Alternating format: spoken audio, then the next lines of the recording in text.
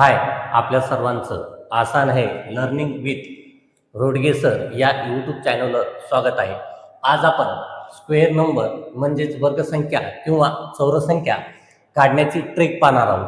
यामध्ये एकक स्थानी जर 5 असेल तर कशा प्रकारे त्या संख्येचा वर्ग करावा ही ट्रिक पाहणार आहोत. तर पहिली संख्या आहे 35.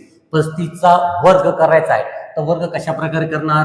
एकक स्थानी असलेल्या संख्येचा वर्ग करा, तो पाठ असणार आहे एका अंकाचा, तो असणार आहे 25. त्यानंतर आपल्या दशक स्थानी जो 3 अंक आहे त्या अंकाच्या पुढील संख्या कोणती आहे? 4 आहे. तर 4 सोबत गुणाकार करायचा म्हणजे 3चा पाढा 4 पर्यंत म्हणायचा, 3 चोक 12. अशा प्रकारे 35 या संख्येचा वर्ग हा 12 25 येणार आहे. त्याच नंतर दुसरी संख्या जी आहे 85. 85 या संख्येचा वर्ग काढायचा असेल तर काय करावं लागणार? 85 या संख्येचा वर्ग जर काढायचा असेल तर 5चा वर्ग 25 करणार आणि 8च्या पुढील अंकासोबत 8चा गुणाकार करायचा. 8 9 72. अशा प्रकारे आपला 85 या संख्येचा वर्ग 72 25 येणार आहे.